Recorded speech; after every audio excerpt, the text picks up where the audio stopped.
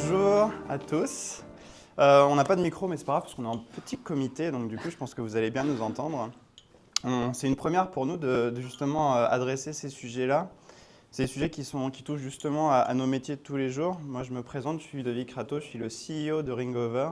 J'ai un background où j'étais ingénieur avant, j'ai créé le produit Ringover tel qu'il est aujourd'hui. Donc j'ai un background voilà, technique plutôt produit. Et en fait, je suis monté en tant que CEO et c'est pour ça que je vous présente cela avec plaisir. Je suis accompagné de Pouria, qui est responsable de toute la partie juridique chez Ringover. Donc il a une force, c'est qu'il va arriver à, de façon pédagogique, expliquer, vous allez voir les choses, parce que ce sont des sujets qui peuvent être très chiants. On va parler crûment maintenant qu'on a fermé les portes. Mais en fait, on va essayer de les faire simplement et de façon assez joviale. Voilà. Je ne sais pas si on a un petit télécommande ou... Je crois qu'on n'a pas de télécommande. Ok, donc du coup, bon, vous avez suivi un peu l'Europe. L'Europe fait beaucoup de choses, des choses qui sont parfois assez contraignantes aussi. Il faut arriver à se conformer sur les différentes problématiques qu'on rencontre aujourd'hui. Vous avez sûrement entendu AI Act, Data Act, plein d'actes. Mais en tout cas, qu'est-ce qu'il y a derrière? Comment est-ce qu'on peut s'y conformer? Comment est-ce que nous, par exemple, on a fait le shift là-dessus? Comment est-ce que vous pouvez aussi le faire de votre côté sur certains choix qui peuvent être des fois assez simples? Choisir d'acteurs européens, être sûr que la donnée est bien localisée en Europe, des choses comme ça. Des conseils ensuite et Q&A évidemment à la fin. J'ai une petite question pour vous juste avant pour un peu vous faire interagir avec nous parce qu'on est en petit comité. Comment vous tenez à jour justement de ces différentes réglementations? Comment est-ce qu'aujourd'hui vous arrivez à avoir... Est-ce que vous avez des juristes en interne? Est-ce que vous faites appel à des avocats? Est-ce que vous suivez, je ne sais rien, des chaînes YouTube ou... Comment vous faites aujourd'hui? Team juridique. Team juridique? Idem. Ok. Pareil. Ok. Ok, full juridique, cool. Alors, allons-y. 3 minutes chrono. Bon. Je suis encore rapide. Ringover, c'est quoi? C'est 323 collaborateurs. On a 4 bureaux dans le monde, dont un très gros en France. On est aussi présent à Londres, à Barcelone, à Atlanta. Grosse croissance depuis le début. Ringover, début 2018, on focalise justement sur les équipes commerciales et les équipes support pour leur offrir le meilleur outil de communication qui existe, rendant les communications hyper performantes, créant du business. Ça a toujours été notre business à nous, créer du business, et ça, on le fait assez bien avec Ringover. Quelques innovations, je crois. Voilà, 45 millions, etc. 15 data centers dans le monde. Ce ne sont pas nos data centers, on met des racks dans des data centers, évidemment. Orange est au capital. Voilà, si vous avez des questions, je serais ravi de répondre à vos questions à la fin de la présentation. Qu'est-ce que c'est Ringover un peu visuel? C'est au début, ça a démarré par un téléphone dans le cloud. Donc en gros, vous vous rappelez un peu tous les smartphones, les téléphones que vous aviez sur votre bureau. En fait, ça, c'est terminé aujourd'hui. Aujourd'hui, vous avez une interface, soit web, soit application mobile, soit une application desktop qui vous permet de passer vos appels, soit directement dans votre CRM, soit sur une application complète dédiée là-dessus. Vous avez des statistiques en temps réel, tout un dashboard pour pouvoir suivre l'activité de vos commerciaux ou de vos supports en un clic. On a lancé en 2023 une solution d'analyse conversationnelle qui vous permet encore d'aller plus loin parce qu'on pense qu'en fait l'avenir est dans les conversations. D'ailleurs, j'ai une théorie là-dessus et vous me direz ce que vous en pensez, mais aujourd'hui on parle beaucoup de OK, remplir les CRM, personne ne le fait, etc. On ne va pas se le cacher. Donc du coup, on travaille sur le fait de pouvoir automatiquement remplir les CRM. Moi, je pense que c'est déjà has-been.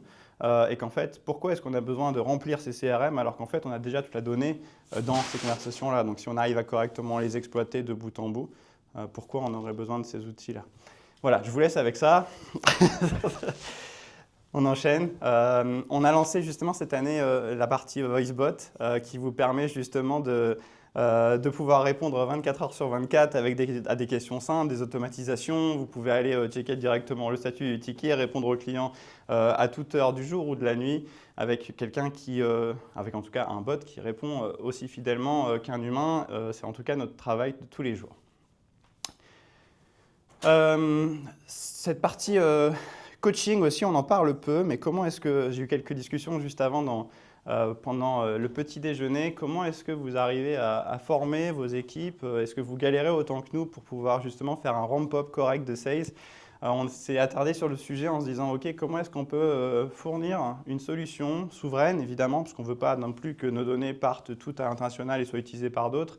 Ce qu'on veut, c'est pouvoir fournir une solution tout packagée pour pouvoir former les équipes commerciales correctement et être sûr d'avoir un ramp-up le plus facilement possible.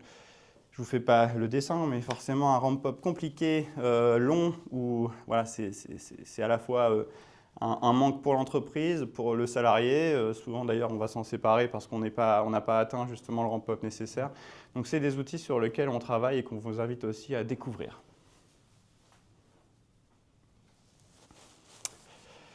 Alors, les sujets prioritaires. Ça, je crois que c'est ta partie. Hein.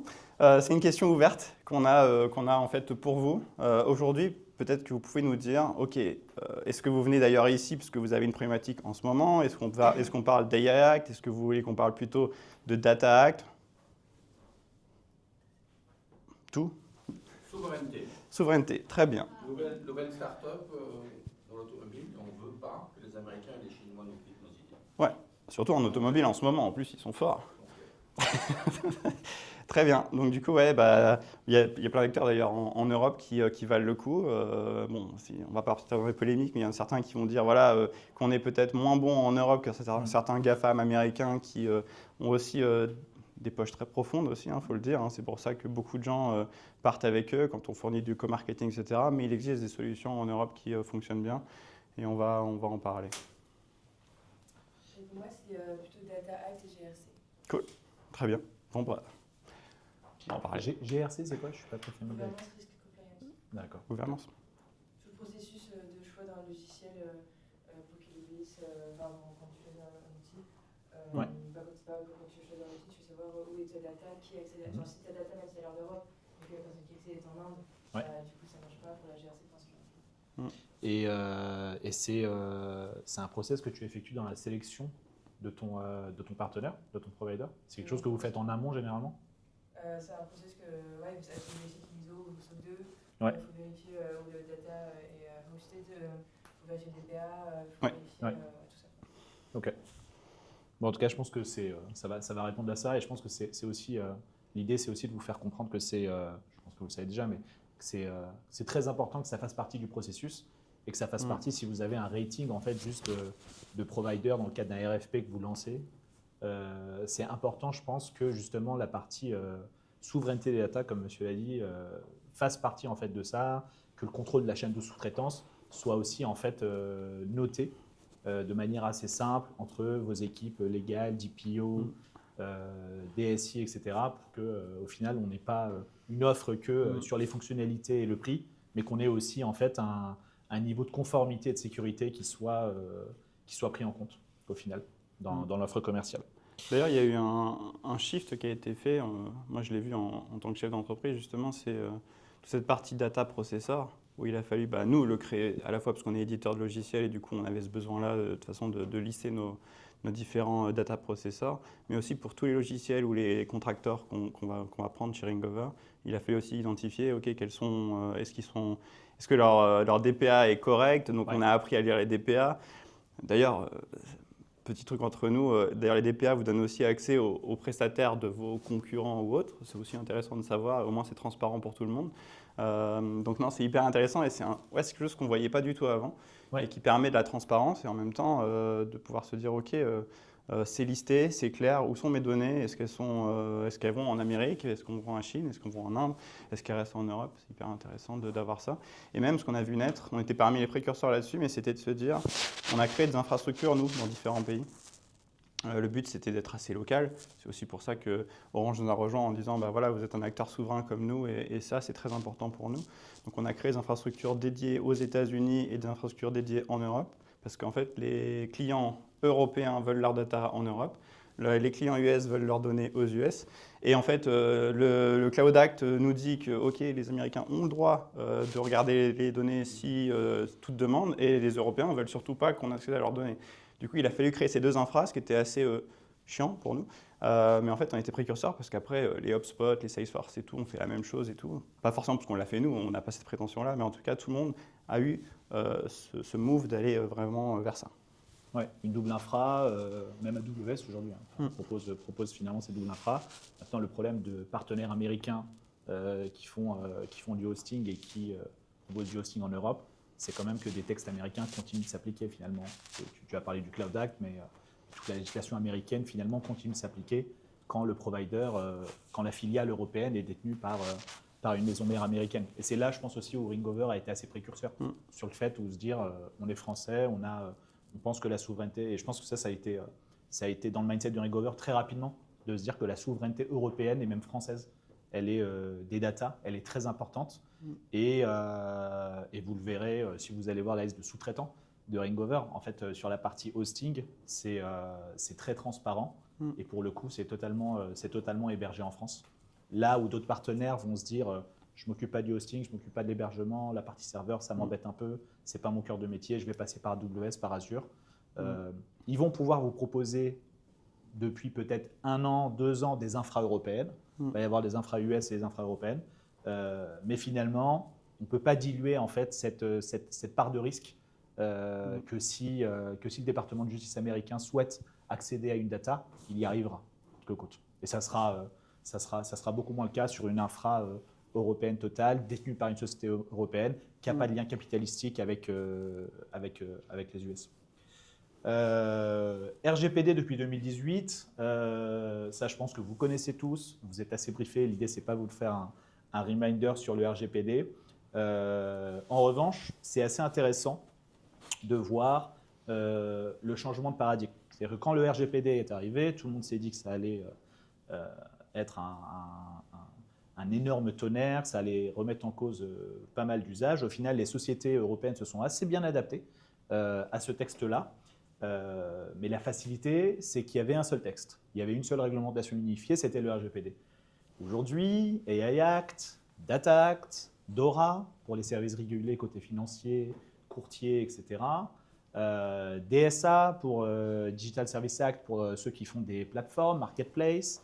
NIS 2, on a de la chance d'avoir un gouvernement qui n'agit pas très vite, donc on n'a toujours pas le décret d'application de NIS 2, ça vous laisse un peu plus de temps pour la mise en conformité. Mais à l'époque, vous n'aviez que le RGPD.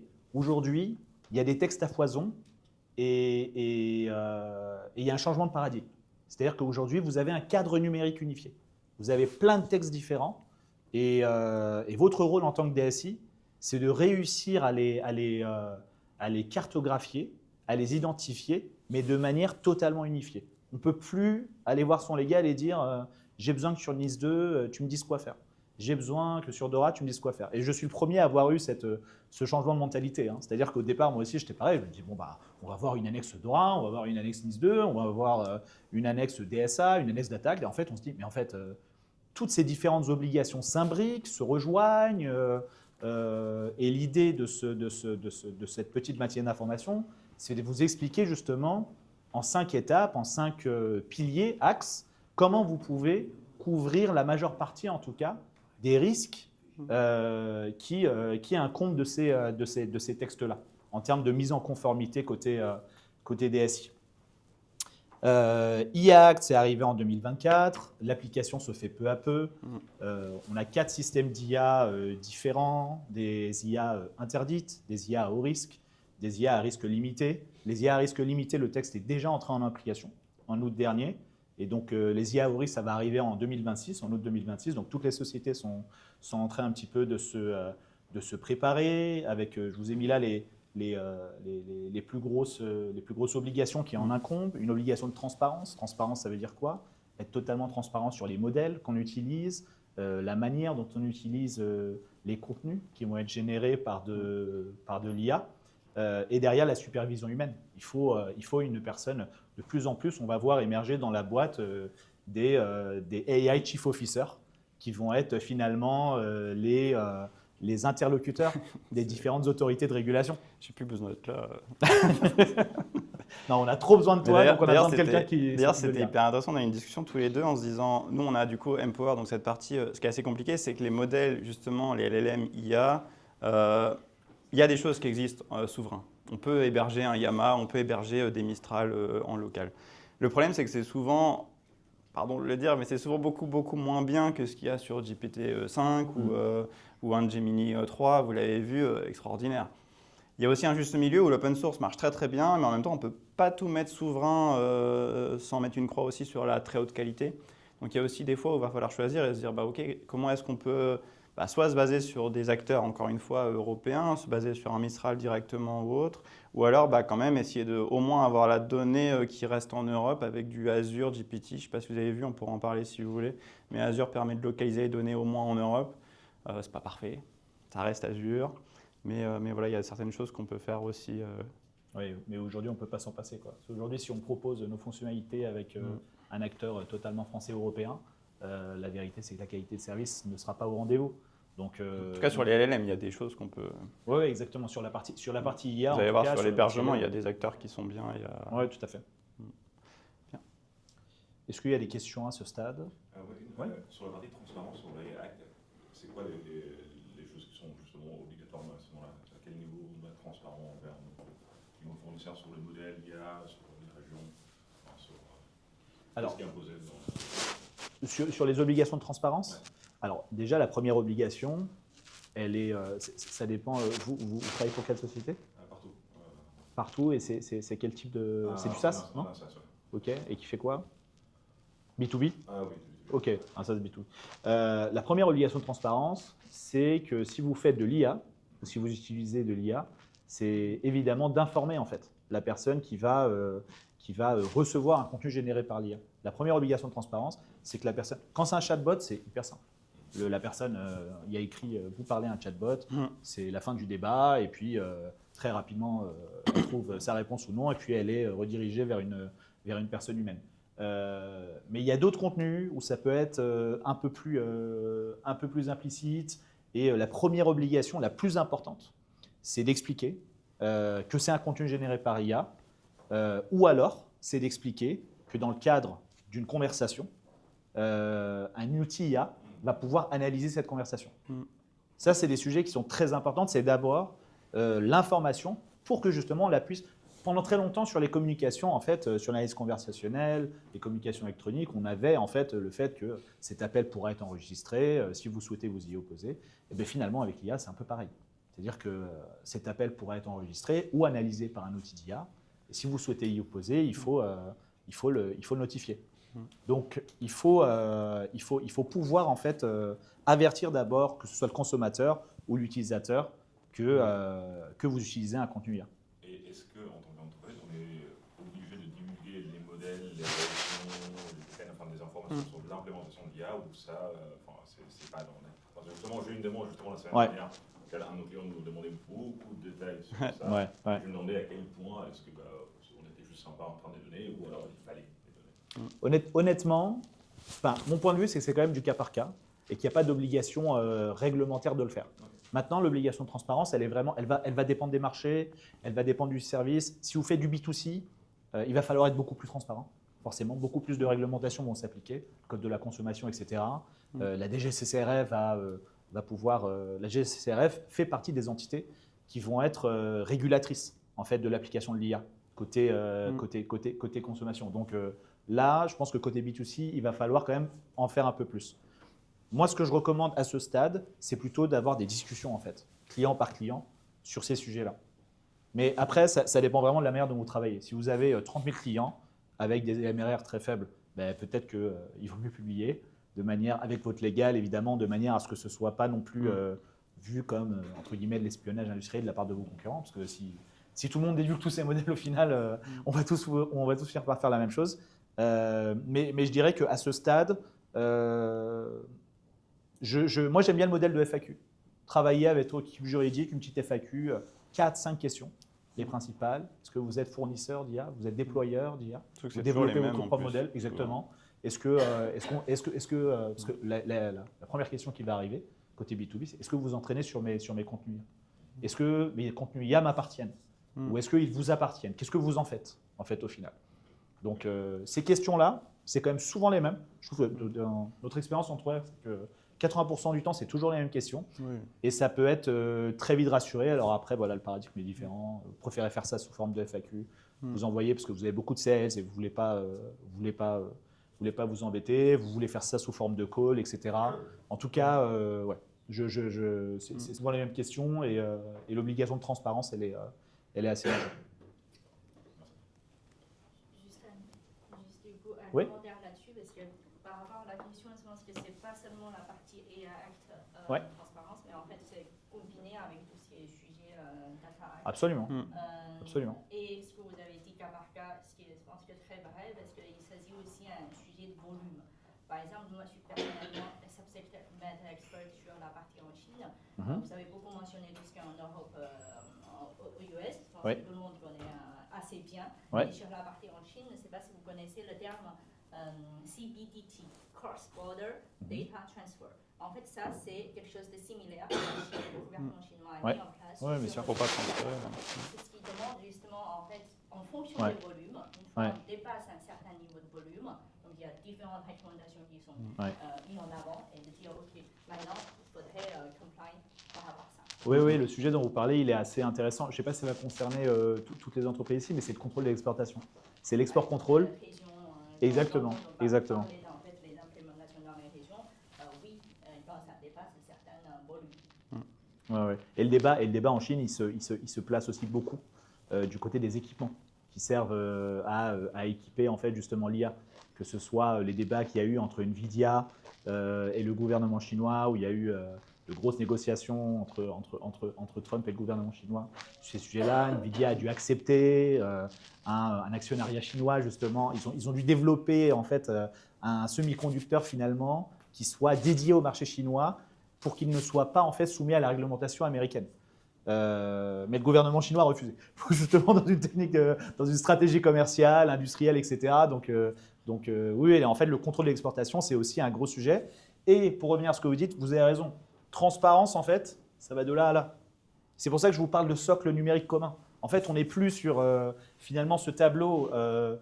Il vous parle de ce qui est le plus important par texte, mais la transparence, il faut même plus en fait qu'on l'invoque qu'au nom de l'IA. La transparence, elle se faisait déjà au niveau du RGPD. Vous avez une obligation de transparence vis-à-vis de votre chaîne de sous-traitance. Que vous ayez des sous-traitants avec des données hébergées aux US, vous devez sécuriser ces transferts-là de données personnelles via différents schémas contractuels et vous devez lister ça, vous devez fournir ces listes-là à vos prestataires. Sur le RGPD, le travail a été fait. Toutes les boîtes aujourd'hui qui font du SaaS ou autres ont généralement des DPA avec des listes de sous-traitants, avec la localisation exacte de ces données. Nous aussi, évidemment, on a fait ce travail-là et c'est totalement transparent. La liste est publique. Mais c'est vrai que la transparence, elle est totalement transverse à toute la réglementation numérique européenne qui est en train de s'implémenter. Après, il y a quand même des choses qui sont imposées, ce qui est assez relou. Tu vois, par exemple, on a une bonne histoire, nous, avec Orange. On a créé pendant l'été, pour les Open Tech Days, c'est un événement interne chez Orange, on a fait un système où, en fait, via ton forfait mobile classique Orange, on fait une redirection vers Hangover, on transcrit ton appel, on le résume, on le relance dessus. Et en fait, on t'envoie le résumé par SMS. Tout ça devrait être normal aujourd'hui, ce n'est pas le cas. Bon, fine.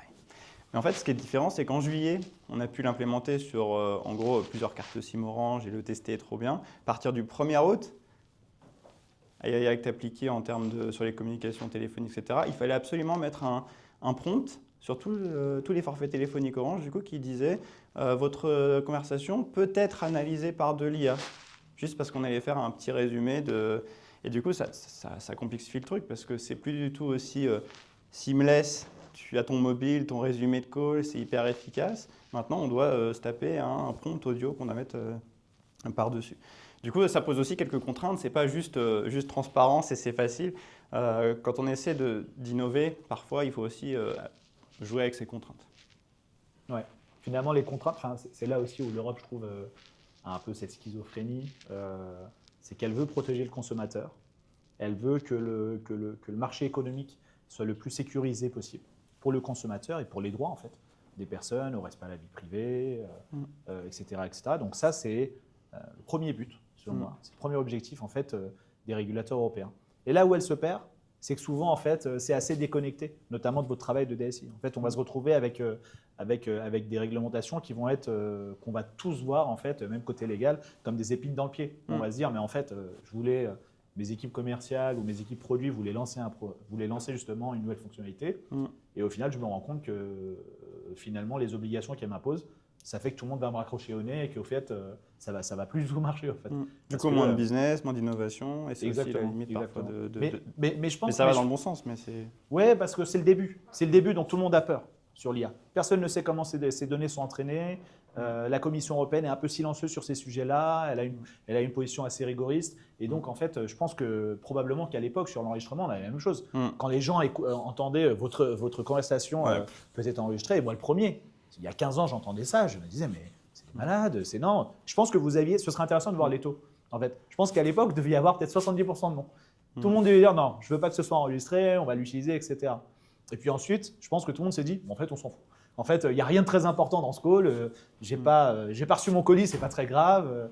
J'ai rien dit de très important. Puis ensuite, l'IA est arrivé et je suis sûr qu'on a eu une autre petite tendance. Ils vont dire, ouais, mais attends, mais en fait, c'est des données personnelles, ces enregistrements d'appels. Peut-être qu'il ne faudrait pas que ce soit utilisé contre moi. Bon, bah, je vais faire attention. Non, mais tu sais quoi, je vais peut-être dire non. Enfin, je pense que ces tendances-là, elles sont intéressantes et je pense qu'avec l'IA, ça va être un peu pareil. D'ici quelques temps, je ne sais pas quand exactement, mais d'ici quelques temps, je pense que quand vous entendrez ce contenu peut être analysé, votre conversation peut être analysée par de l'IA, par un outil d'IA, ça sera tout à fait normal. Ça ne choquera plus personne, je pense. Et versus évidemment les fonctionnalités nouvelles qu'on va avoir. Le résumé, la transcription, en fait, l'analyse conversationnelle. Ces sujets-là, en fait, qui sont clés et majeurs aujourd'hui et que Ringover fournit, je pense que demain, en fait, les boîtes ne pourront plus s'en passer et les personnes qui utilisent ce service vont bien le comprendre. Que si on n'a pas ça dans le service, finalement, il est bien moins performant. Donc revenons un peu à votre travail à vous, sortons un peu du cadre vraiment légal. L'idée, c'est d'être un peu plus pragmatique. Ici, ce que je peux vous dire, c'est que jusque-là, en tout cas, notre vision, c'était que la conformité, l'obligation de conformité, elle se plaçait beaucoup au niveau de la donnée. Elle se plaçait beaucoup au niveau des infras depuis toujours, évidemment, l'infrastructure de la donnée. Mais aujourd'hui, en fait, les communications électroniques sont devenues vraiment, en fait, à part entière, qui font partie aujourd'hui de la mise en conformité côté DSI. On peut plus ignorer, en fait, la partie communication électronique de vos collaborateurs ou des différents services qui utilisent des communications.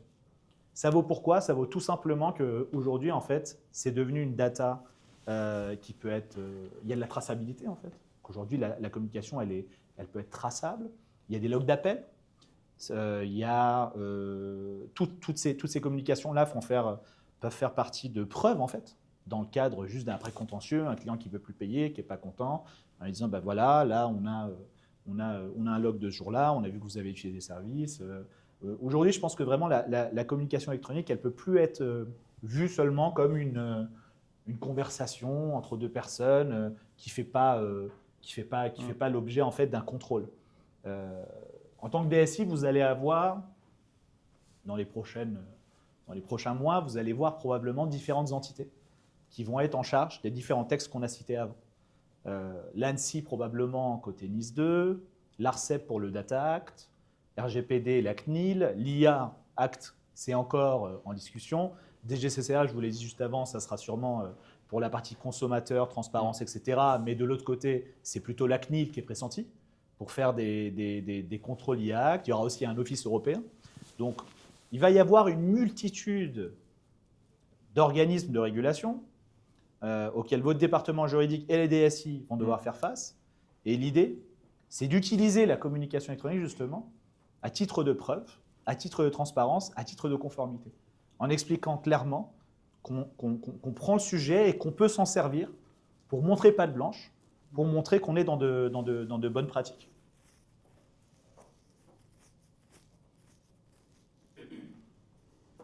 D'ailleurs, ça pose une question sur cette partie-là. Vous avez un peu de Shadow IT chez vous? C'est un peu bizarre comme question, mais…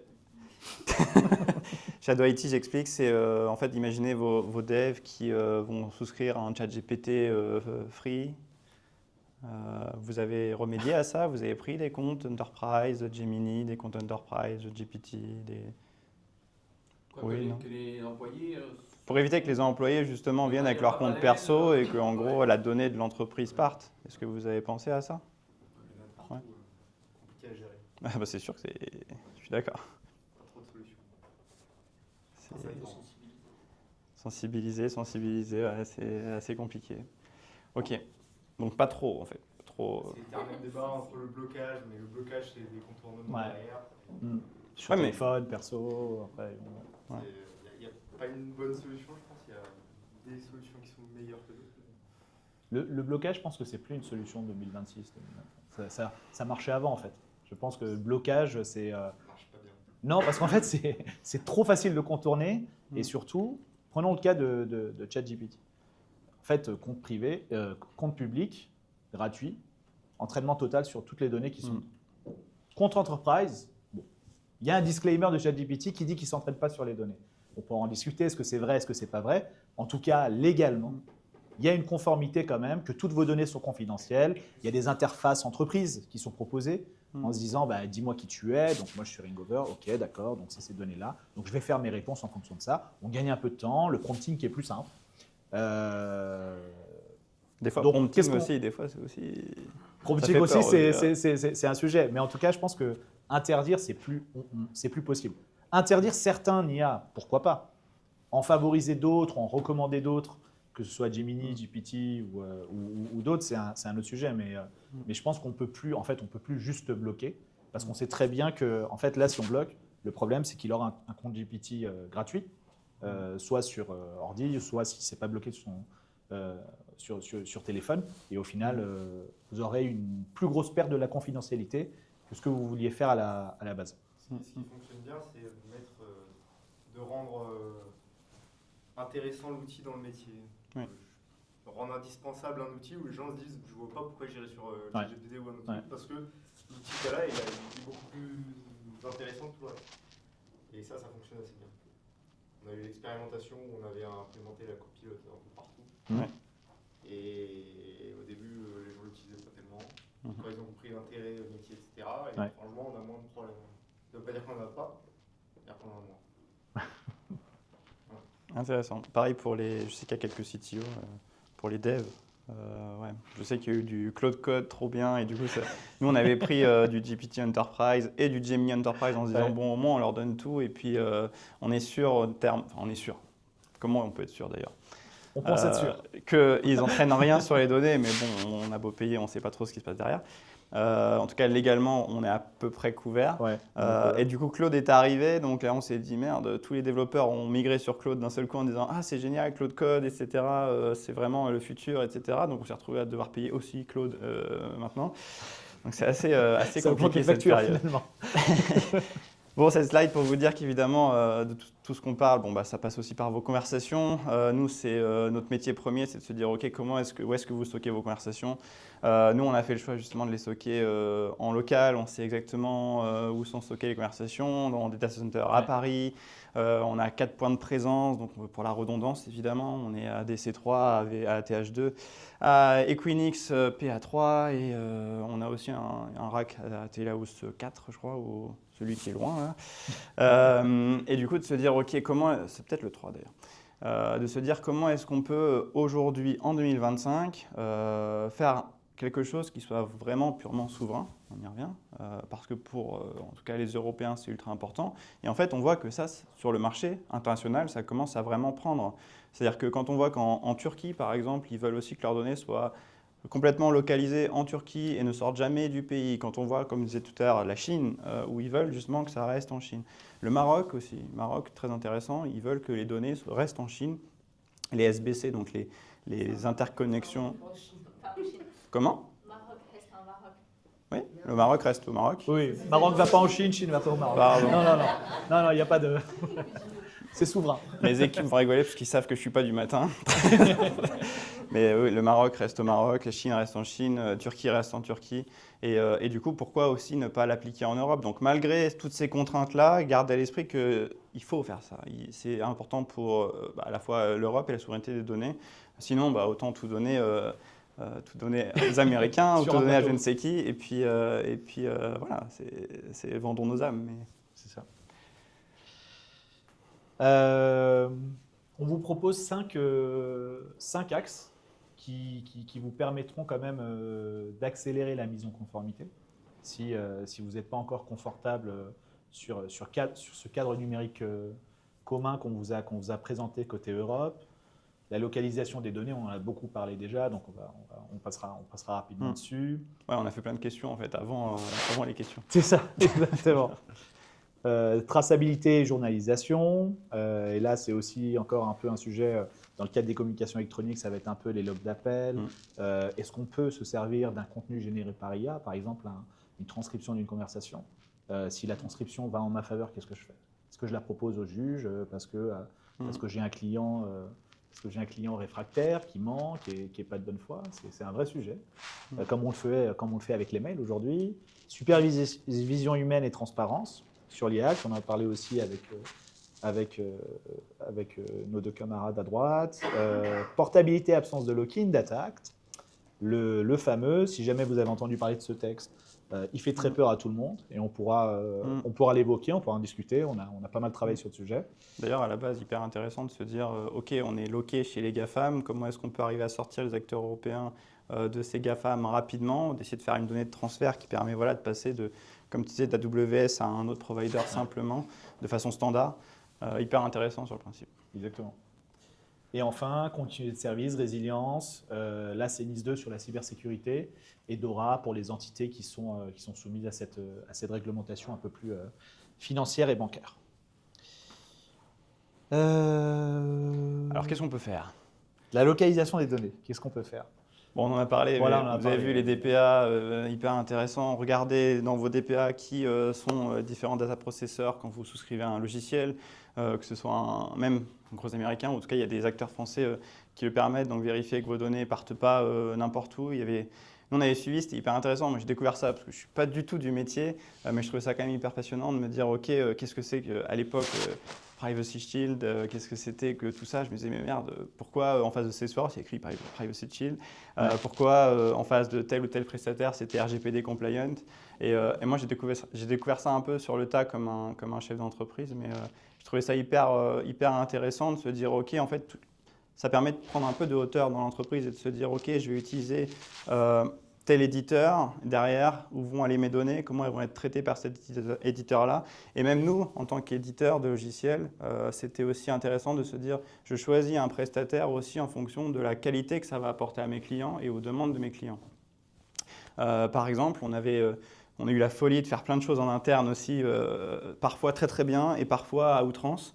Par exemple, on opère nos infrastructures en interne, donc on en parlait avec certains d'entre vous, on a quelques équipes infra directement chez Ringover. Est-ce qu'il y a une spécificité? Parce qu'aujourd'hui, la mode est plutôt de se dire je mets tout dans le cloud et puis basta.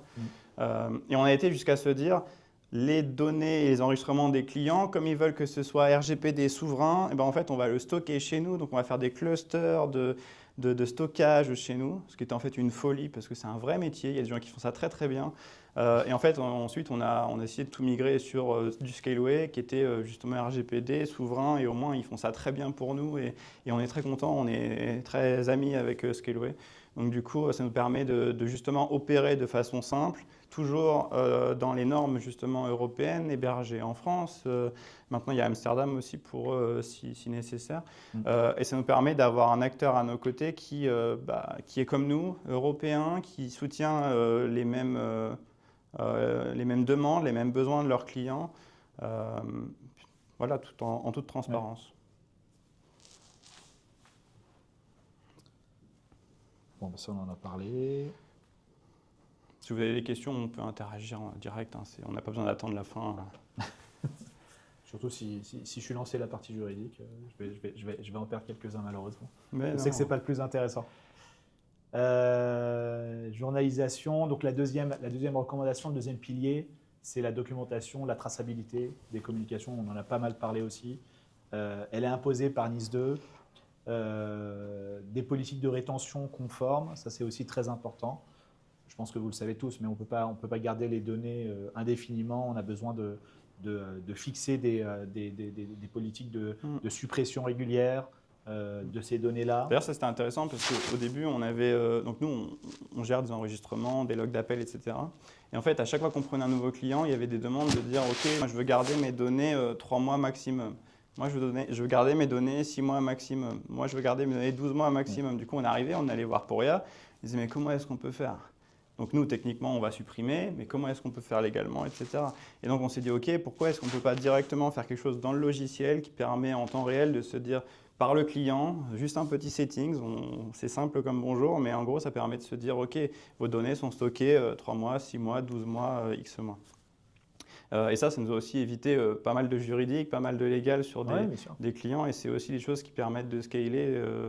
Mais en tout cas, c'était, je trouve, une bonne collaboration entre la partie legal team et la partie tech team.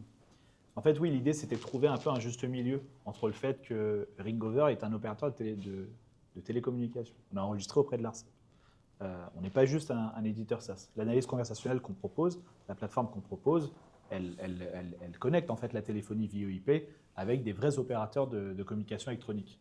Et à ce titre-là, vis-à-vis de l'ARCEP, les logs d'appel, on a des durées de rétention qui sont un peu plus longues que vos durées d'engagement. Si vous engagez 1 an, par exemple, les logs d'appel, on va devoir les garder 12 mois après votre engagement. Parce que l'ARCEP, dans le cadre de réquisition judiciaire, par exemple, va pouvoir nous réclamer ce type de données. En revanche, on s'est rendu compte qu'avec toute la partie contenu généré par l'IA qu'on propose, les résumés, les transcriptions, etc., l'enregistrement des appels, qui n'est pas une obligation légale aujourd'hui, en fait, sur ces sujets-là, l'ARCEP ne nous réclame pas, en fait, ne nous réclame pas légalement ce type de données-là et ne nous impose pas une durée de rétention. Donc l'idée, c'était de dire de rendre le pouvoir en fait, au client. C'est les données du client, c'est lui qui décide de sa durée de rétention. Et donc sur le dashboard, il y a un truc qui a été développé qui est très simple, de se dire de 3 à 24 mois, c'est le client qui décide. Il peut changer d'ailleurs cette durée-là. S'il a besoin de 24 mois parce que c'est un assureur, une banque, où il a une réglementation spécifique qui lui demande des obligations d'enregistrement qui sont plus longues pour des questions de preuve, parce qu'il est sur un marché régulé, il peut le faire. S'il est sur une activité qui requiert aucun enregistrement parce que c'est beaucoup trop sensible, il le désactive totalement. Et s'il souhaite que ce soit 3 mois parce qu'il veut une politique c'est un défi assez rigoriste et il ne veut pas que les données restent trop longtemps, et bien il part sur 3 mois. Et c'est totalement en mouvement. Donc voilà, on propose quelque chose aussi où ça redonne un peu la main au client. Il doit aussi se poser les bonnes questions et à nous aussi de l'éduquer pour lui expliquer ce que ça implique finalement. Traçabilité, gouvernance des communications, c'est ce dont on a parlé. Alors ouais, la partie log d'appel, etc. Toute cette partie data en fait, qu'on propose, elle est totalement en fait, exportable directement via dashboard. Vous n'avez pas besoin d'envoyer un mail, vous n'avez pas besoin d'écrire en fait, au support de Ringover, de rentrer dans un délai d'attente ou autre. En fait, le client en fait, a directement en fait, un bouton export directement sur le dashboard. Et c'est là aussi où je pense que si on parle du Data Act, on a aussi été assez précurseur. Le Data Act est venu obliger en fait, le fait qu'on puisse porter ces données et sans surcoût à partir de 2027. Et en fait, sur ces sujets-là, on n'est pas les seuls évidemment. C'est devenu une pratique assez courante dans le monde du SaaS de se dire qu'en fait, le client, sur son dashboard directement, il peut exporter toutes ces données. Il y a des API publiques, etc., qui peuvent être accessibles. Et donc, il peut switcher. Il n'y a pas de lock-in, comme le dit l'Union européenne. Il n'y a pas de barrière en fait, au switch. Il peut changer de fournisseur. De toute façon, en télécom, il y a toujours la portabilité. Donc, de toute façon, exactement. Sur la partie télécom, de toute façon, elle a été régulée il y a très longtemps. Et maintenant, le Data Act vient réguler en fait, la partie pure SaaS pour les acteurs en fait, qui ne faisaient pas du télécom. Alors, on revient sur la partie IA. Quelques retours d'expérience. En fait, j'avais fait justement une conférence chez Scaleway qui est intéressante de se dire, OK, chez Ringover, on fait passer 2,5 millions d'appels jour. Un gros nombre comme ça, mais en fait, on se dit, OK, comment est-ce que... En 2020, on a vu arriver ChatGPT 3.5 à l'époque, et on s'est dit, OK, génial, c'est l'IA générative, ça ouvre des possibilités extraordinaires. Le problème, c'est que nous, notre métier, c'est de l'audio. L'audio, de la vidéo. Dommage, les modèles de génération, d'IA générative sont entraînés sur du texte. Du coup, on a investi directement dès 2020 en se disant comment est-ce qu'on peut mettre c'était un pari aussi de notre côté. Comment est-ce qu'on peut mettre de l'argent sur la table et se dire, on va créer un moteur de transcription interne basé sur des projets open source, basé sur des modèles qui sont faits en interne, etc. Donc on a recruté des équipes pour le faire. Aujourd'hui, ça paye parce qu'en fait, c'est exactement ce que veut le marché. Cool. Mais on aurait pu faire autrement. J'avais fait un petit calcul à l'époque avec Scaleway en disant, bah, OK, si on avait mis tous les enregistrements de nos clients envoyés chez OpenAI avec du Whisper, etc., pour ceux qui connaissent, je crois que c'était de l'ordre de 3 millim, quelque chose comme ça, par minute ou quelque chose comme ça. On a tout calculé, ça aurait fait un coût de revient de 7 € de plus pour nos clients sur chacune des licences. Nous, on vend aux alentours des 35-40 € la licence. C'est un prix qui n'est pas négligeable en fait et qui change complètement la donne. Le fait de les héberger chez nous, en plus, faisait que pour les clients, c'était génial parce qu'en gros, OK, les données restent en Europe, elles sont transcrites en Europe dans vos data centers. Nous, on a aujourd'hui 80 cartes graphiques qui tournent pour justement faire les transcriptions en temps réel de nos clients. Donc, on a évité cette fuite de données vers les Américains et en même temps, génial parce que ce surcoût n'est pas appliqué. Nous, on l'amortit derrière et c'est très simple. Et on bénéficie de toute la performance qu'on peut sortir, de l'analyse conversationnelle, de GPT, de Llama, de ce que vous voulez, directement dessus. Donc toutes les transcriptions, vous avez le modèle texte qui est fait de tous vos appels. Et là, vos conversations, qu'elles soient du coup sur des SMS, sur WhatsApp, sur conversations vocales, transcription de meeting, tout est disponible, tout est analysable par de l'IA, exploitable directement. Et là, vous avez un potentiel énorme. Donc c'est un des retours qu'on a fait. Nous, on a choisi justement de le faire en interne, ce qui n'est pas forcément courant sur le marché, mais ça nous a fait gagner un gain énorme qu'on n'a pas eu à repousser côté client en disant bah, OK, on va vous mettre la transcription de base dans toutes vos offres, mais vous devez payer 7 € de plus. L'idée, c'est de se dire OK, on vous ajoute de la valeur et ça fait partie de toutes les offres de Ringover d'avoir la transcription de base. Et pourquoi on a fait ça, vous le comprenez, c'est pour demain pouvoir ajouter de la valeur sur toute la partie IA générative. Parce que c'est normal aujourd'hui de le faire. Voilà, donc c'est une petite anecdote de l'histoire de Ringover. Donc maintenant, on le propose systématiquement à tout le monde et de base, tous nos clients l'ont. Même si vous avez des licences et que vous êtes fidèle client depuis 7 ans maintenant, vous avez la transcription de base dès le premier plan. Et il y a un autre truc, je ne sais plus si c'est dans un slide après, mais il y a aussi cette partie on a certains clients qui nous disent « Ouais, moi je ne veux pas du tout GPT, c'est très bien, c'est très performant, mais je ne veux vraiment pas que mes données partent à l'étranger. » Donc pour ça aussi, on a fait un choix, on s'est dit « Ok, on va prendre du Azure localisé, comme ça les données restent, il y a un data center pour Azure en France, ça reste localisé en France. » On a quand même certains qui nous disent « Je ne veux pas entendre parler des Américains du tout. » Non, bien sûr. Donc ça, on a une permission aussi, on a hébergé des LLM justement locaux sur des cartes graphiques, dans nos data centers, etc. parce qu'on peut se permettre de le faire. Ouais. Donc pour certains clients, on peut aussi carrément limiter, ce sera moins performant, ce sera moins qualitatif, mais on peut aller jusque même au LLM auto-hébergé dans nos data centers parce qu'on a des clients qui le souhaitent. Ce n'est pas ce qu'on pousse, mais aujourd'hui, on a des clients qui nous disent vraiment je suis complètement allergique ou alors pour des besoins concurrentiels, je ne veux pas pousser de données, comme je disais tout à l'heure, je ne peux pas pousser de données du tout en France ou aux États-Unis ou en Chine ou je ne sais où. Oui. Et pour ça, on propose des solutions alternatives. C'est beaucoup plus compliqué parce qu'il faut arriver à maintenir ces différentes infrastructures, mais le marché, c'est ce qu'il veut aujourd'hui. Et je pense que demain, quand on arrivera justement à des modèles open source, je pense qu'ils évoluent tous les 6 mois. Il y a une grosse montée en charge tous les 6 mois sur les modèles open source. Il y a un moment où ça va vraiment être très performant pour ce que nous, on souhaite faire. Et là, on pourra peut-être se dire, OK, est-ce qu'on ne fait pas la même chose que ce qu'on a fait cette transcription, c'est-à-dire d'internaliser ces GPU, d'amortir justement cette infrastructure et de se dire, au moins nos clients en Europe sont safe et ça répond vraiment à leurs besoins. Oui, je pense que le curseur, il est vraiment... tu as raison, je pense que le curseur, il est aussi lié à leur secteur d'activité. Oui, ça dépend des contraintes. Exactement. On a des DSI qui sont dans certains secteurs d'activité pour qui la conformité, ça va être justement de désactiver l'IA. C'est aussi tout à fait possible. On a de très gros clients qui, eux, vont nous dire, vous savez quoi, en fait, ce nouveau socle réglementaire européen, il nous fait un peu peur et surtout, il nous reste encore, il n'y a pas de jurisprudence, on n'a pas vu de sanctions arriver, etc. Et donc, est-ce que vous avez la possibilité aussi de nous fournir en fait un niveau de sécurité, un niveau de souveraineté un peu supérieur. Et donc, il y a les options dont on a parlé. Et il y a aussi d'autres en fait qui vont nous dire, pour le moment, j'utilise le service de téléphonie et je l'utilise à outrance parce que c'est ce que je vais faire, etc. Et j'attends un petit peu en attendant que le marché soit un peu plus mature en termes de conformité, etc., quoi. Il y a aussi d'autres approches en fonction du secteur d'activité. Si vous êtes dans l'armement, je peux bien me douter que la transcription de résumé, c'est pas ce qui va être, ça va pas être la plus grosse raison pour laquelle vous allez choisir votre provider de communication. Vous allez plutôt vous dire où sont hébergées les données, comment ça se passe.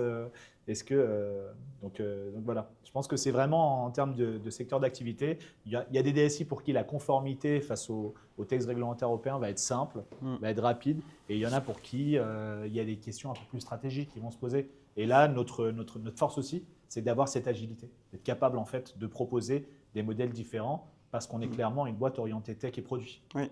On n'est pas une boîte seulement avec des commerciaux ou avec des événements marketing. On est une boîte en fait qui est capable de faire évoluer. Et une legal team qui est là et aujourd'hui. une legal team aussi pour sécuriser tout ça. Il y a quelque chose qui peut peut-être être intéressant pour vous. On a eu cette discussion, donc on a nous Empower, donc la brique d'analyse conversationnelle de Ringover, qui permet qui aide à la décision. Il prend pas de décision toute seule.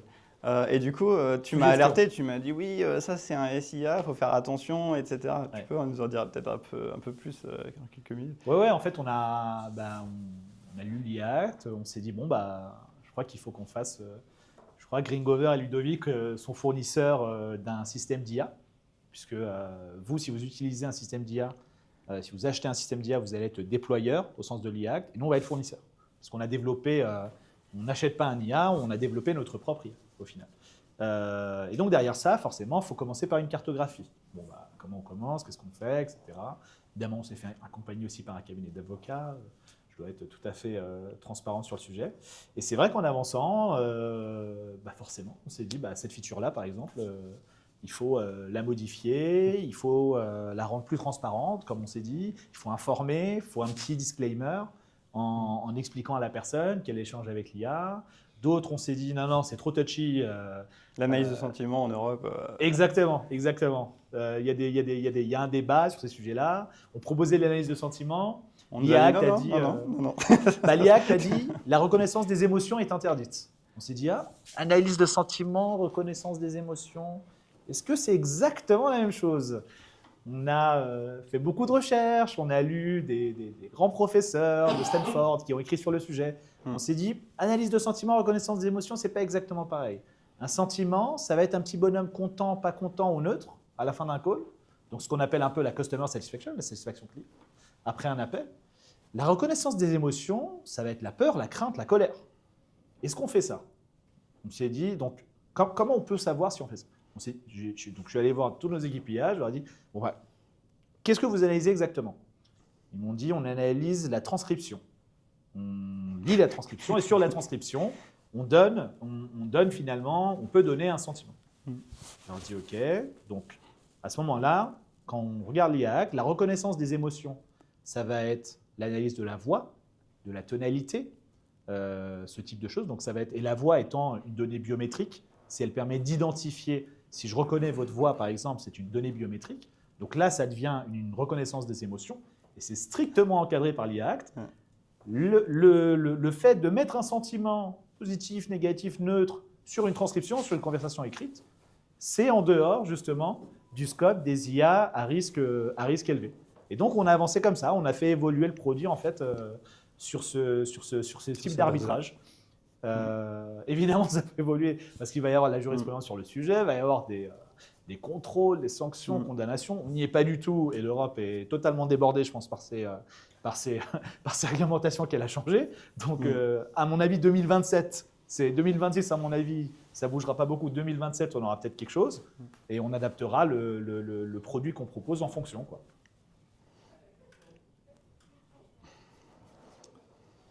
Donc ça, on a parlé, les LLM hébergés sur Azure, la transparence des données, transcription hébergée, enfin auto-hébergée. Ouais, c'est ça. Le lock-in. Bon. Le quatrième pilier, le verrouillage technologique, le fameux Data Act. Alors, qui dans cette salle a entendu parler du Data Act ? Ok. Qu'est-ce que vous en avez retenu ? Est-ce qu'on est d'accord que le texte fait peur ? Ok, je sais, ça va dépendre si vous vendez des services, ça va dépendre de pas mal de choses, mais est-ce qu'on est d'accord déjà qu'il y a eu un marasme total de plein de cabinets d'avocats qui se sont dit qu'ils allaient se faire plein d'argent en expliquant que c'était un texte qui mettait fin au modèle SaaS, au modèle de MRR, qui mettait fin au modèle prépayé, aux engagements pluriannuels. Est-ce que c'est ces choses-là que vous avez entendues sur le marché? Vous avez vu des beaux posts LinkedIn en vous expliquant que tout le monde pouvait changer de provider en 2 mois. C'était la fin des engagements fermes. Bon, c'est bien, on a eu le même niveau d'information. Nous aussi, on l'a eu. Nos investisseurs sont venus nous voir en disant « Qu'est-ce qui se passe ?» Il y a une nouvelle réglementation. Donc, le Data Act, c'est une réglementation qui est entrée en vigueur en septembre. Elle est déjà en vigueur aujourd'hui. Ce n'est pas pour ça qu'il faut s'inquiéter. Et cette réglementation, comme le disait Ludovic à la base, le but, c'était de se dire, quand vous avez vos données hébergées chez AWS, chez Azure, chez Scaleway, chez d'autres, c'est très compliqué de les récupérer et c'est très compliqué de changer de provider sur l'hébergement de vos données. Cette partie-là est compliquée à switcher. Et donc, l'Europe s'est dit, je vais faire une réglementation qui permet de pouvoir procéder à cette portabilité des données, cette réversibilité, sans surcoût. Et donc, elle a mis en place, en fait, ce principe du switching, de la portabilité des données. Et à partir de 2027, aujourd'hui, il y a des coûts raisonnables qui peuvent être encore facturés par ces providers d'hébergement, ces data centers. Mais à partir de 2027, il faudra que ça devienne totalement gratuit. L'autre spécificité, et je pense que c'est de ce sujet-là dont vous avez entendu parler le plus, c'est de se dire que l'Europe a dit, par contre, cette réversibilité ne doit pas durer plus de 2 mois. 2 mois, c'est le délai pendant lequel vous devez trouver une solution pour pouvoir switcher ces données du provider actuel vers le nouveau, qui a été utilisé par le client. Derrière ça, tous les avocats ont dit, eh bien voilà, c'est la fin du modèle d'engagement ferme. Je peux signer un contrat avec Salesforce sur 36 mois, avoir une ristourne de 47%, par exemple. Et puis, au bout de 6 mois, si je ne suis pas content, je dis que je veux activer le Data Act. Et donc, je vais avoir un switch de toutes mes données, de mon nouveau CRM, je ne sais pas, Odoo, par exemple, ou HubSpot. Et puis voilà. Et puis les sommes dues restantes, il n'y aura pas de pénalité, quoi. Donc c'est super. Ça remet en cause, en fait, la liberté contractuelle, l'engagement contractuel. Au final, c'est un peu plus complexe que ça. Certes, la Commission n'avait pas bien anticipé le fait que le Data Act, aujourd'hui, s'applique à toutes les sociétés qui proposent du cloud, qui proposent du SaaS. En revanche… Même les startups, même les tout le monde est concerné. même… En fait, on est passé d'un texte qui devait viser les GAFAM à un texte qui vise tous les Européens. N'importe quelle PME, n'importe quelle société qui héberge son service en SaaS comme partout, on y est soumis. Et donc, ça crée une vraie instabilité.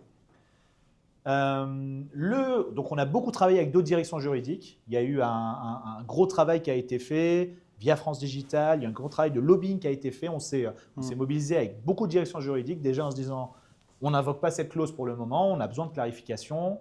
On a contacté la Commission européenne pour savoir ce qu'elle entendait exactement. Le résultat de nos discussions, c'est que déjà, non, ce n'est pas la fin en fait des modèles de contrat engagement. Vous n'allez pas voir dans les prochains mois en fait des SaaS providers qui vont vous proposer que de l'engagement mensuel. Et pourquoi déjà? Parce que ça coûterait 3 fois plus cher. Et donc finalement, si cette loi, si on va au bout de l'interprétation de la loi, on va se retrouver avec des prix exorbitants et donc ça ne profitera absolument pas aux consommateurs qui voulaient juste pouvoir, ou de la société qui voulait juste pouvoir switcher ses données. Ça vous oblige juste à être un peu plus créatif. Donc, la Commission dit on ne peut pas réclamer le montant restant de l'engagement. S'il reste par exemple 12 mois sur un engagement de 2 ans, on ne peut pas réclamer l'intégralité de ces montants-là. Mais elle dit aussi en même temps que des pénalités proportionnées qui couvriraient le préjudice de la société peuvent être réclamées au client qui fait ce switch et qui invoque le Data Act. Et donc là, ça vous oblige à être un peu plus créatif avec vos directions juridiques. Ça va être le moment peut-être pour certaines entreprises de faire apparaître sur des bons de commande, sur des contrats, des remises exceptionnelles qui ont été accordées en raison de cet engagement pluriannuel. Les Américains le font très bien depuis des années en mettant one-time discount, engagement 1 an, engagement 2 ans. Et donc l'idée là, c'est de se dire que si jamais votre client invoque cette réglementation-là, pourrait réclamer ce qu'on appelle le clawback, la récupération des remises qui ont été conditionnées à l'engagement pluriannuel. Vous pourrez récupérer peut-être une partie des frais d'onboarding qui ont été facturés, d'éventuelles formations ponctuelles, la partie intégration spécifique si elle a été faite vis-à-vis de ce client-là, bah vous ne la récupérez pas à ce moment-là, parce que vous aviez prévu de la récupérer au bout d'un certain temps. L'idée, c'est de se préparer en interne et d'avoir une offre documentée et d'expliquer sur le montant mensuel qui est proposé à votre client, comment elle se décompose, l'hébergement notamment, si vous êtes chez AWS ou d'autres, d'expliquer exactement comment elle se compose et quel est le préjudice exact, comment il peut se quantifier. Donc, je vous rassure, ce n'est pas la fin de l'engagement. On peut continuer à s'engager sur différentes années. On peut continuer à s'engager à faire du prépaiement. Ce n'est pas pour ça qu'on va se retrouver dans des situations où on va avoir des remboursements monstrueux à devoir effectuer. Et on va avoir probablement beaucoup plus de clarification de la part de la Commission en 2026. Les clauses contractuelles type du TAC n'ont pas encore été publiées, les lignes directrices non plus. Nous, avec d'autres directions juridiques, on pousse pour que dans la FAQ, ce sujet des pénalités de résiliation soit bien encadré. On pousse même pour d'autres choses. On pousse même pour que les PME et les mid-cap soient totalement exclus du champ d'application. Donc, il y a un travail qui est fait. La Commission a bien compris qu'on ne pouvait pas remettre en place la liberté contractuelle de s'engager avec un texte européen. Maintenant, il n'y a plus qu'à avancer et toutes les sociétés aujourd'hui ont mis en place leur CGV en refusant en fait le fait qu'on puisse sortir seulement en payant 2 mois d'abonnement. C'est une question du coup sur Oui. le délai de 2 mois, vous avez mentionné. Oui. En fait, vous savez sur quoi il se passe de dire ok, c'est ce délai-là qu'il. Sur quoi ils se sont basés? Ouais. Parce que 2 mois, c'est comme ça. Ouais. Enfin, j'imagine qu'ils ont travaillé derrière la commission. J'espère. Je ne saurais pas vous dire. C'est la direction du numérique. Je me suis dit, en Qui fonction s'est- de la taille et la volume, enfin, beaucoup de choses. Alors, qui sont. C'est un délai. Vous avez un délai de 2 mois pour mettre à disposition les données dans un format exportable facilement. Et donc, ça veut dire ça, probablement ouvrir des API, etc. Et derrière, les données doivent être disponibles 30 jours. Après, il y a 30 jours pour souscrire. Et, j'espère qu'il l'aura fait avant. Quand même. Mais en tout cas, ensuite, il a 30 jours pour récupérer ces données. Derrière, il y a quand même un cas exceptionnel qui a été érigé par la Commission. Donc, en cas de difficulté technique, fonctionnelle, de pouvoir récupérer les données, il y a un délai supplémentaire qui peut être donné. Et je crois, sauf erreur, que le délai est de 7 mois maximum. Mais il faut être capable de le justifier.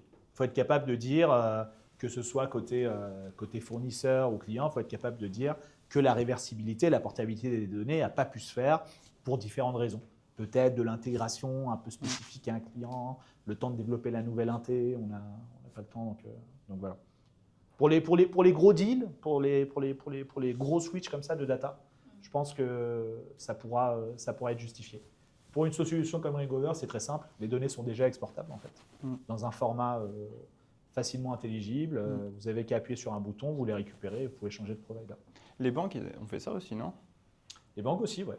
Elles ont, je crois, une réversibilité entre les différents. De pouvoir récupérer les données. Oui, bien sûr. Les banques ont fait ça et le Data Act, en fait, il s'applique.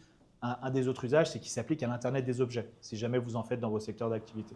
Le premier but, c'était de se dire que l'Internet des objets n'est couverte par aucun texte réglementaire. Et donc, par exemple, si vous avez une voiture, une Renault, vous avez des données dessus, de conduite, d'habitude, etc., qui peuvent être personnelles ou non, mais en tout cas, ces données-là, si vous changez de voiture, aujourd'hui, vous pouvez les récupérer avec le Data Act.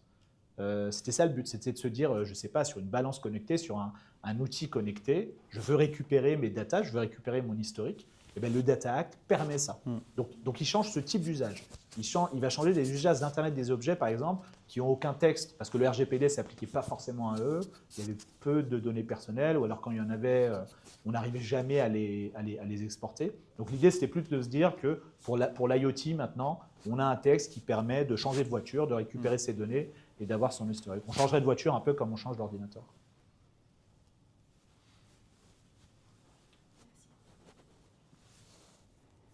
Le 5e pilier, la résilience opérationnelle, la sécurité des communications.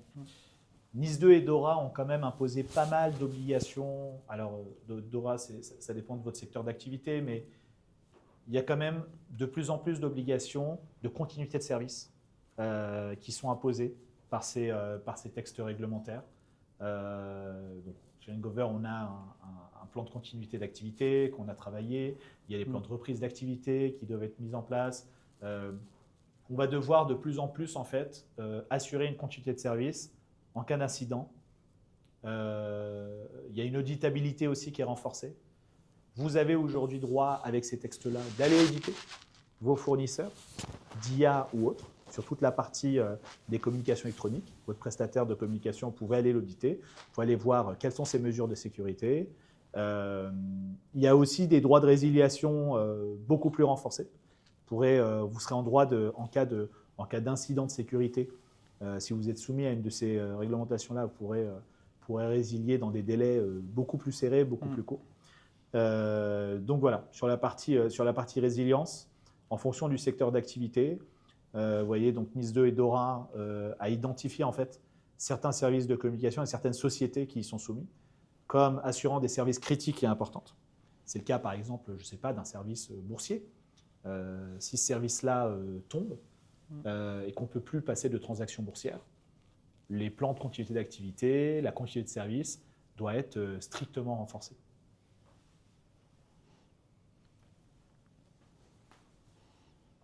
De même en télécom, hein, forcément, on ne va pas le redire, mais c'est forcément redondé, chiffré de bout en bout. On a cette chance d'être assez en avance sur le sujet, particulier dans les télécoms. Supervision en temps réel, monitoring, etc. Enfin, en fait, nous, on l'applique déjà depuis un moment, donc il n'y avait rien de nouveau. Ce qui était un peu l'anecdote, un peu, c'était plutôt sur DORA, quand tu m'as dit oui, donc on va être jugé c'était quoi, comme provider critique. Ouais. Pour les assureurs, donc du coup, donc le téléphone, en effet, ils ont besoin de ça pour travailler. S'il n'y a plus de téléphone, il n'y a plus de contrat.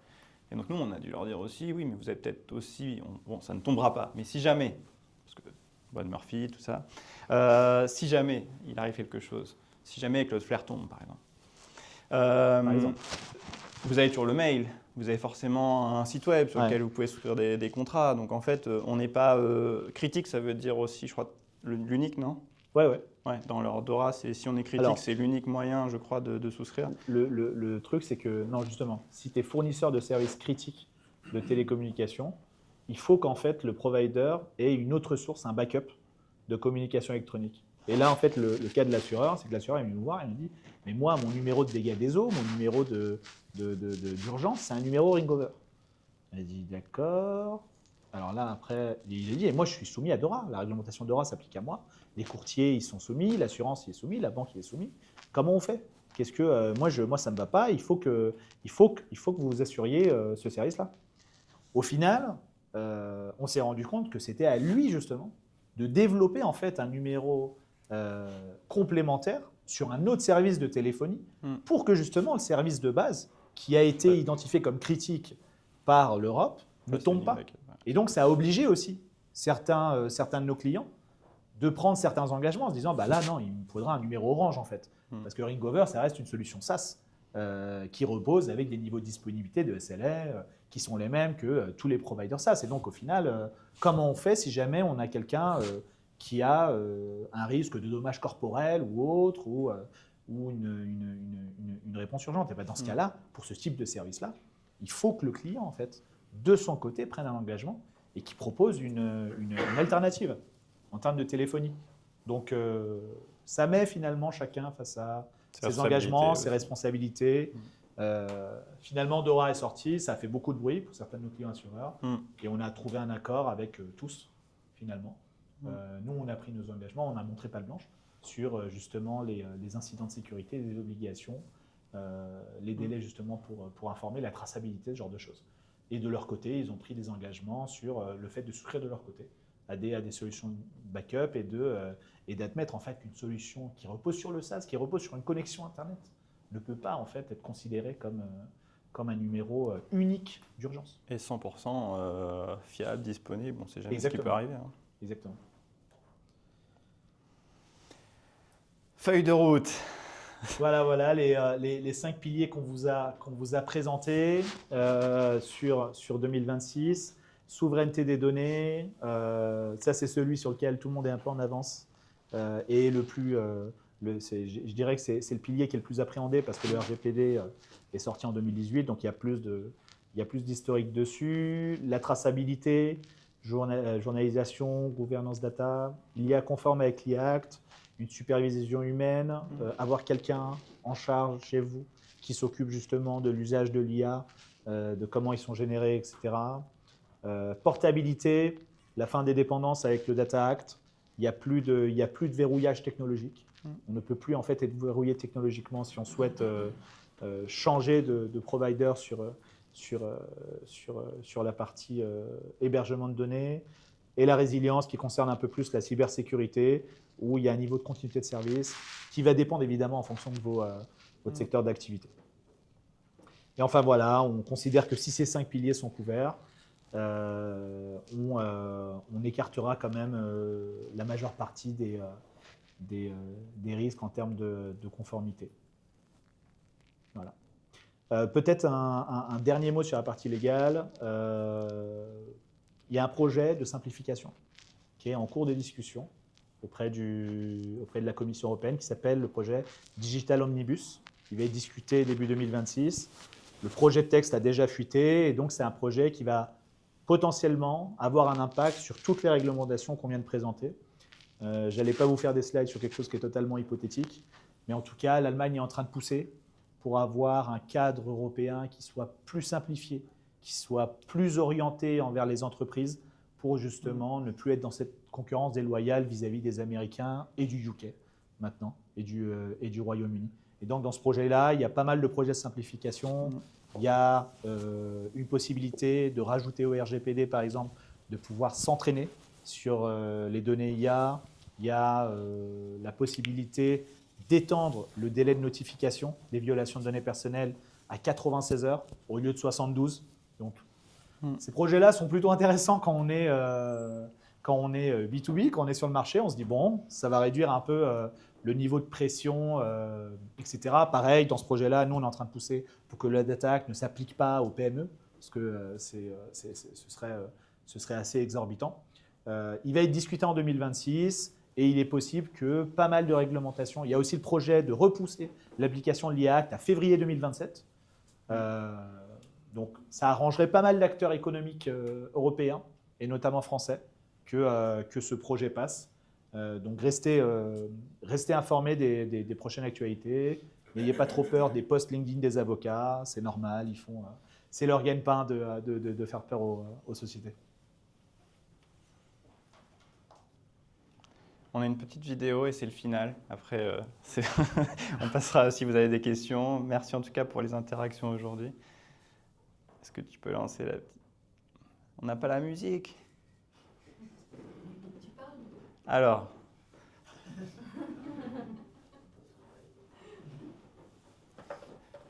Je vais faire la voix off, tu sais. Ça marche ou... Non, apparemment non. Mets le son sur l'ordi au moins. Attendez, moi je suis légal, hein, vous savez. Ça, c'est un En plus, ordinateur espagnol en plus. Vous me cherchez, c'est pas possible. Attends, là j'ai mis Samsung, c'est bon, non? Vas-y. Pour... Nous, on utilise Ringo tous les jours.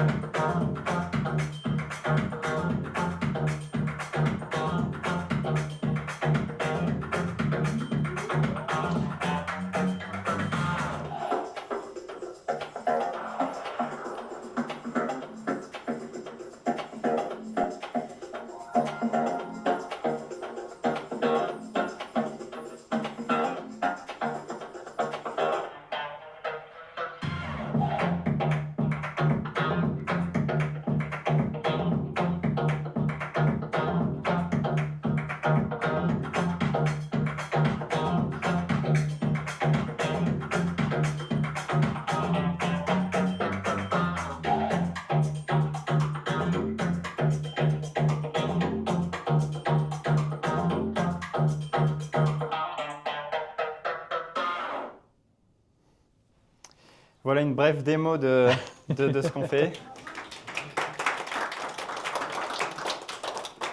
On a beaucoup de personnes dans la salle qui sont soit clients, soit en tout cas qui nous connaissent, mais en tout cas, voilà, on peut encore échanger. Si vous avez toutes questions, évidemment, posez-les-nous, c'est le moment. Si vous voulez une démo, prenez QR code, ça fera un plaisir de vous faire une démo. On a été très heureux de vous présenter ça. On a essayé de faire ce format voilà, un peu différent de nos sujets d'habitude. Et merci pour Yop, parce que je pense que ça a été hyper intéressant.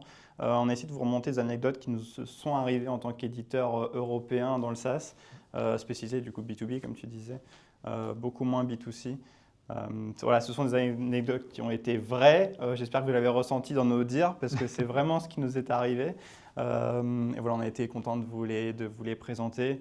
Vous l'avez compris, à chaque IA, dès qu'on parle d'IA, en fait, ça dépend de son marché, ça dépend de ses concurrents, ça dépend des demandes de ses clients, ça dépend de comment vous l'avez implémenté. Nous, on a fait le choix justement d'être très adaptable et d'avoir des permissions différentes. Selon votre métier, ça doit forcément changer, s'adapter, choisir tel provider américain ou pas, ou rester franco-français, ou rester européen. Ou... Voilà, je pense qu'il y a autant de possibilités que d'entreprises et que de clients. Donc, on vous a fait un retour personnel de Ringover, mais en tout cas, on serait heureux d'échanger avec vous un peu plus sur vos sujets. Merci. Merci beaucoup.